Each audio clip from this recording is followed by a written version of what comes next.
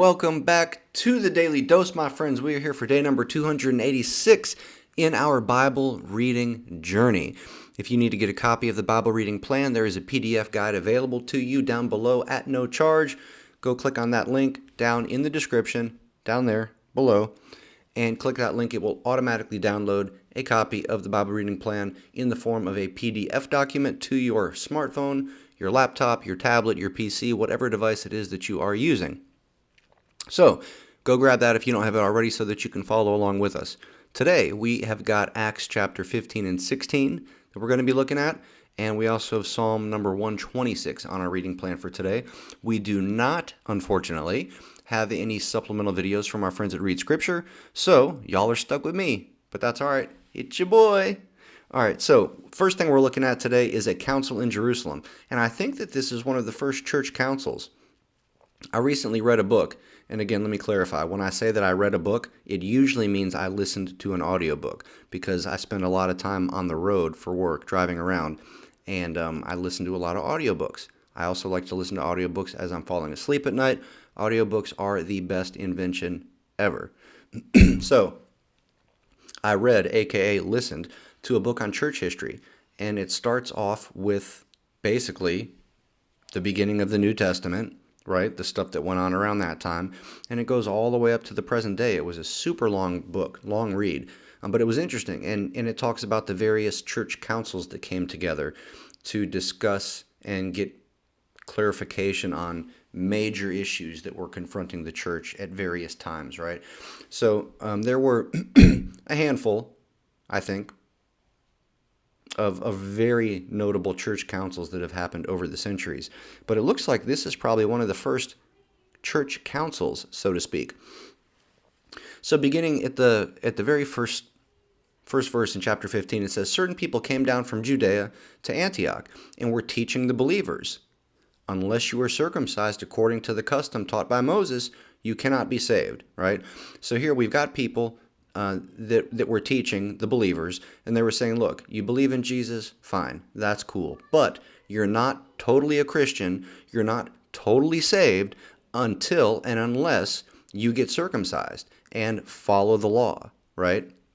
So this brought Paul and Barnabas into sharp dispute and debate with them. So Paul and Barnabas were appointed, along with some other believers, to go up to Jerusalem to see the apostles and elders about this question. So here we've got kind of a big thing going on, right? You've got Paul and the other apostles that have predominantly been teaching that, you're saved by faith, right? You're saved by grace through faith. It's not about keeping the law. It's a good idea to try and keep the law as a means of loving God and loving other people, right? The law is not bad, but the law and following it, including circumcision, is not what gives you salvation, okay? You're not going to get justified that way. But then you've got these people coming along saying, actually, yeah, it's not just faith in Jesus and what he did on the cross. It's not just faith in that. It's faith plus this other stuff, right? So Paul and Barnabas are like, whoa, this isn't jiving. We need to go talk to the other apostles down in Jerusalem, and we need to get this ironed out with some extra starch. Take it to the dry cleaners. Get this straightened out real quick, right? So that's what they do. They go to Jerusalem with some of the other believers, and they go to have this council. So then in verse 19, it says, "It is my judgment, therefore, that we should not make it difficult for the Gentiles who are turning to God. Instead, we should write to them, telling them to abstain from food polluted by idols, from sexual immorality, from the meat of strangled animals, and from blood." Okay, so here we see them talking about, well, okay, so to what extent do these new believers, these Gentiles who are becoming believers, who are becoming Christians, what should we tell them about their behavior? What kind of laws do they need to obey? Do they need to be following all of our laws that Moses gave and all these other commandments? What do they need to be doing, right? And so they come to this conclusion. They're like, look, let's just keep it simple. Let's not make it too difficult. They're probably new to this whole kind of religion thing. They're new to God. they're new to following rules possibly in regards to their faith. Let's not make it too difficult for them. Let's just tell them these things. Let's tell them to abstain from food that's been polluted by idols. Let's tell them to abstain from sexual immorality. And let's tell them to abstain from the meat of animals that have been strangled and from blood, right? Just those 4 things. Let's tell them to just focus on those 4 things right now. So I looked up a commentary on this, and here's what I read. It says, he rejects the belief that Gentiles need to be circumcised or follow the Mosaic law. He does, however, suggest they tell the new believers to refrain from sexual sin and from food that Jewish brothers and sisters in Christ would find abhorrent, not because doing so would ensure the Gentiles' salvation, but because to do otherwise would cause a break in fellowship as wide as forcing the Gentiles to be circumcised would.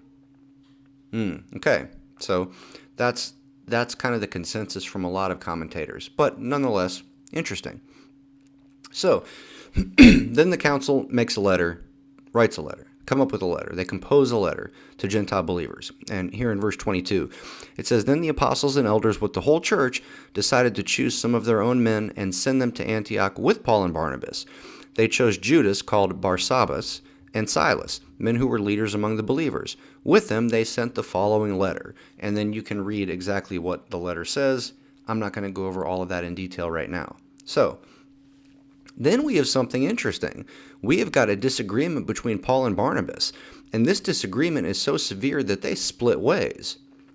I was pretty shocked the first time that I read this, and I'm still kind of shocked at this. We're not really told what the exact situation is, what the disagreement is, but I mean, Barnabas is an upstanding member of the church who's been around long enough to know what's going on, I would imagine, and Paul. Paul, what else do you need to say other than Paul? Like, Paul is the apostle to the Gentiles, right? Paul, let me sum it up before I just get confused and start mumbling gibberish. My point here, and what I'm trying to say, is very simple. It is this, okay?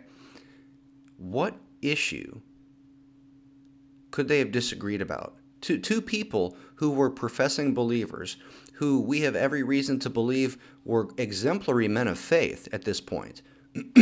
What could they have disagreed about so much that they would have split ways and it would have caused some sort of a rift here? Okay? What were the specifics surrounding this? I don't know. I don't know for sure.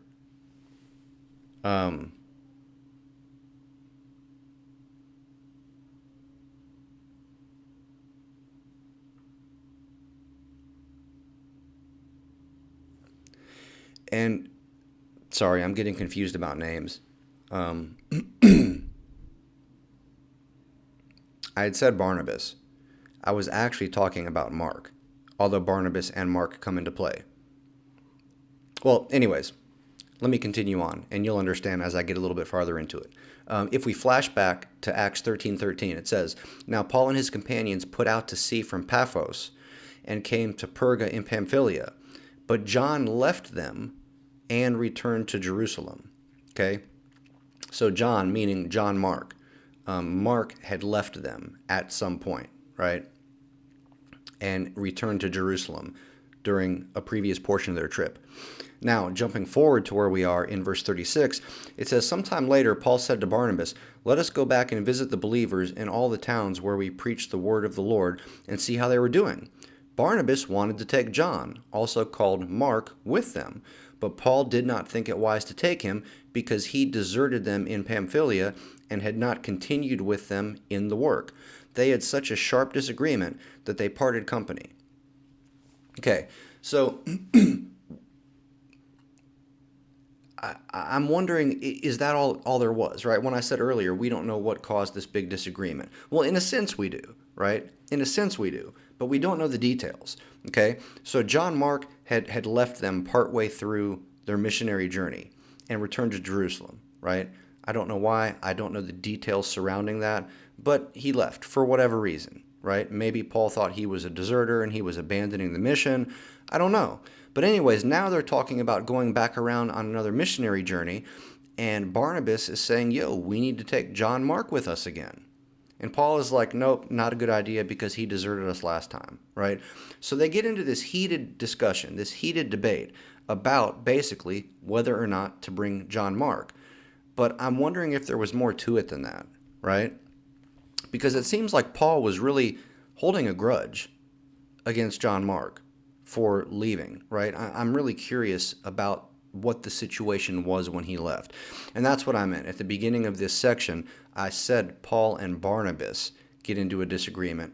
That is true, but I was really referring to the disagreement that went on as far as Mark, originally, John Mark, when he had left them, right? We know very little about the details that were surrounding that. But in any case, whether I'm confused or you're confused or I've got you all confused, this is the point. The point is, during the first missionary journey, John Mark had departed and went back home for whatever reason, right? Apparently that irritated Paul. They're getting ready to go on another missionary trip, and Barnabas is like, yo, let's bring John Mark. And Paul's like, yo, how about not? Because he dipped out on us last time, and he's not reliable, right? And Barnabas is like, I think we need to bring him. He was part of the first journey. Let's bring him. So they get into this heated debate, right? So, anyways, continuing at verse 39. They had such a sharp disagreement that they parted company. Barnabas took Mark and sailed for Cyprus. Okay, so Barnabas is like, whatever. You don't want John Mark to come? Then me and him will go do our thing. Big bad Mr. Paul. We're doing our own thing. Deuces. And they dip, right? They sail for Cyprus. But Paul chose Silas and left commended by the believers to the grace of the Lord. He went through Syria and Cilicia, strengthening the churches. So now we see it kind of branching off. At first, there was one main missionary journey that was going on, right? And that was Paul and Barnabas. Here, we see that for whatever reason, God allows them to separate and do their own thing because of this disagreement. So Paul is like, all right, I'm going to take Silas with me then. Silas, you're my new right-hand man. Let's go. You know, they're off doing their thing. Barnabas is like, hey, I'm taking John Mark. We're out. Deuces. They go do their own thing, right? So they go around preaching and strengthening the other churches. That's really all we've got time for right now, but we do read about Timothy joining Paul and Silas a little bit later on. Paul has a vision of a man in Macedonia, another vision. We've seen a few of those visions lately. Here's another one. Someone named Lydia gets converted at Philippi, and then we see Paul and Silas ending up in prison before we get out of today's reading. So I'll leave y'all with that for right now. That's all I got. But hey, thanks for your time. Thanks for being here. Appreciate you. Thanks for bearing with me during the whole confusion with Paul and Barnabas and John Mark and all of that. But anyways, hey, we'll do it again tomorrow. So hey, thanks for your time. Appreciate you. Deuces. See you next time.